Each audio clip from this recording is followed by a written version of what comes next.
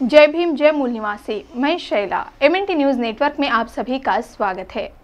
MNT news bulletin में देखते हैं कुछ विशेष खबरें। अंतर्राष्ट्रीय समाचार एजेंसी रॉयटर्स ने हाई रिजोल्यूशन सैटेलाइट तस्वीरों की समीक्षा कर भारत सरकार के उन दावों पर सवाल उठाया है जिसमें उसने उत्तरी पूर्वी पाकिस्तान के बालाकोट इलाके में जैश-ए-मोहम्मद के प्रशिक्षण शिविर को लड़ाकू विमानों से निशाना बनाने और बड़ी संख्या में आतंकियों को मार गिराने की बात कही है। यह सैटेलाइट तस्वीर अमेरिका के सैन फ्रांसिस्को स्थित एक निजी सैटेलाइट संचालक प्लैनेट लैब्स इंक ने जारी किया है। इसमें हवाई हमले के 6 दिन बाद 4 मार्च को भी मदरसे वाले स्थान पर 6 इमारतें दिख रही है। बता दें कि भारत सरकार के दावों को पाकिस्तान पहले ही खारिज कर चुका है। उसने कहा था कि ऑपरेशन असफल था क्योंकि पाकिस्तानी विमानों के दबाव में भारतीय विमान जल्दबाजी में खाली इलाके में बम गिराते हुए निकल गए थे। वही घटनास्थल का दौरा करने के बाद स्थानीय और अंतर्राष्ट्रीय दोनों मीडिया ने सरकार के दावे को खारिज किया था। पंजाब के अमृतसर में किसानों के प्रदर्शन के कारण मंगलवार को कम से कम 25 ट्रेनों को रद्द कर दिया गया, जबकि 7 अन्य का मार्ग परिवर्तित कर दिया गया। उत्तर रेलवे ने एक बयान में यह जानकारी दी है। स्वामीनाथन आयोग की रिपोर्ट की सिफारिशों को लागू करने सहित विभिन्न मांगों को लेकर किसान प्रदर्शन कर रहे हैं। किसान मजदूर संघर्ष समिति के नेतृत्व में किसानों ने प्रदर्शन किया। किसानों ने विभिन्न रेलवे ट्रैक पर जाम लगाकर अपना रोष प्रकट किया। प्रदर्शन के दौरान किसानों ने पंजाब की अमरिंदर सिंह के नेतृत्व वाली कांग्रेस सरकार पर किसानों विरोधी नीतियां अपनाने का आरोप भी लगाया। सुप्रीम कोर्ट ने एक ही परिवार के 5 लोगों की हत्या और महिला एवं उसकी बेटी से बलात्कार के मामले में मौत की सजा पाए 6 दोषियों को मंगलवार को बरी कर दिया। अदालत ने इस मामले में अपने 10 साल पुराने फैसले की समीक्षा करते हुए कहा कि जेल में बंद लोगों को गलत तरीके से फंसाया गया था। सुप्रीम कोर्ट ने इस मामले में पुलिस के जांच के तरीके पर असंतोष जताते हुए महाराष्ट्र सरकार को उन अधिकारियों के खिलाफ अनुशासनात्मक कार्रवाई करने के निर्देश दिए जिनकी कमियों की वजह से असली गुनहगार आजाद घूम रहे हैं। Justice A.K. सीकरी की अध्यक्षता वाली पीठ ने मंगलवार को अपने फैसले में राज्य सरकार को 6 आरोपियों में से हर एक को 5 लाख रुपए देने के निर्देश दिए। साथ ही यह भी सुनिश्चित करने को कहा कि यह धनराशि इनके पुनर्वास में इस्तेमाल की जाए।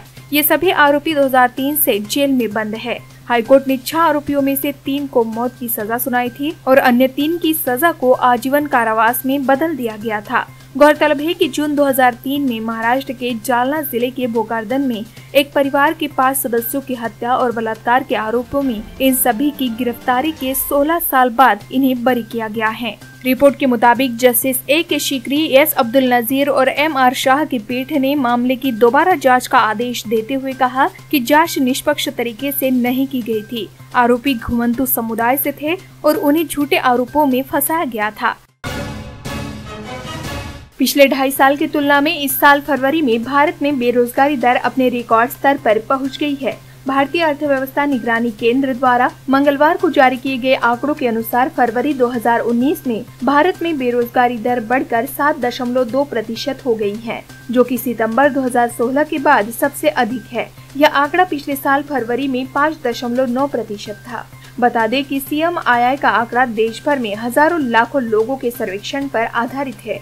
कई अर्थशास्त्री इसके आंकड़ों को सरकार द्वारा पेश किए जाने वाले बेरोजगारी के आंकड़ों से अधिक भरोसेमंद मानते हैं।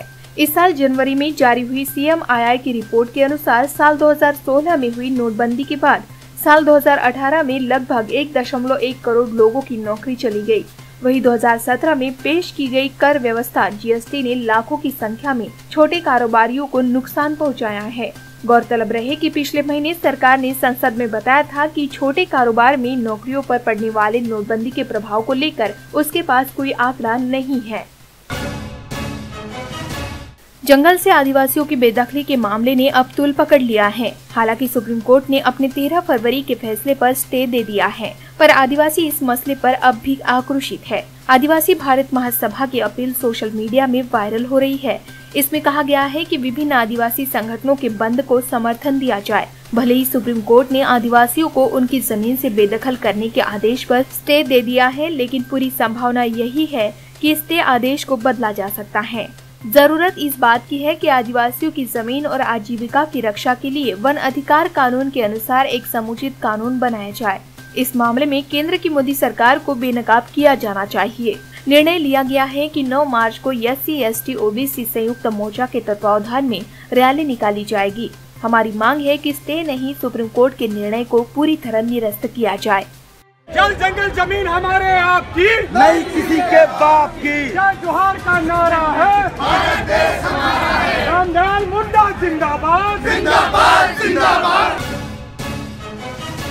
आगामी लोकसभा चुनाव के दौरान मतदान के दिन राजनीतिक विज्ञापनों पर रोक नहीं लग पाएगी।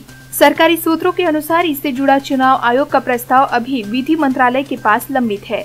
यह फैसला लागू करने के लिए जनप्रतिनिधि कानून में संशोधन करना पड़ेगा। एक सरकारी अधिकारी द्वारा बताया गया है कि बजट सत्र बहुत छोटा था, लेकिन प्रस्ताव पर आम सहमति जरूरी थी, इसलिए सरकार ने यह प्रस्ताव कैबिनेट की बैठक में भी पेश नहीं किया। इसका फैसला अब अगली लोकसभा ही कर पाएगी।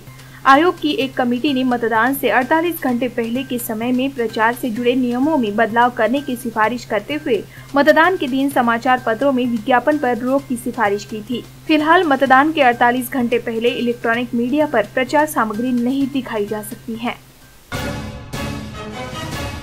महाराष्ट्र में आगामी लोकसभा चुनाव से पहले राज्य सरकार किसानों को खुश करने में कोई कोर कसर नहीं छोड़ना चाह रही है। इसी के चलते अब राज्य सरकार ने 2 साल पहले सोयाबीन बेचने वाले किसानों को भी अनुदान देने का फैसला लिया है। खरीफ फसल 2016-2017 में अक्टूबर से दिसंबर 2016 के दौरान निजी बाजार एवं सीधे विपणन लाइसेंस धारकों के यहां अपना सोयाबीन बेचने वाले किसानों को प्रति क्विंटल 200 रुपयों का अनुदान दिया जाएगा। एक किसान को अधिकतम 25 क्विंटल के लिए यह अनुदान मिल सकेगा। इस योजना का लाभ 16 लाइसेंस धारक और 11 निजी बाजार लाइसेंस धारकों के यहाँ सोयाबीन बेचने वाले किसानों को मिलेगा। मंत्रालय में हुई मंत्रिमंडल उप समिति की बैठक में यह फैसला लिया गया है। MNT न्यूज बुलेटिन में आज के लिए बस इतना ही। मूल निवासी बहुजनों से जुड़े अन्य खबरों के लिए हमारे YouTube channel MNT news network को लाइक, शेयर और सब्सक्राइब जरूर करें। जय भीम, जय मूल निवासी।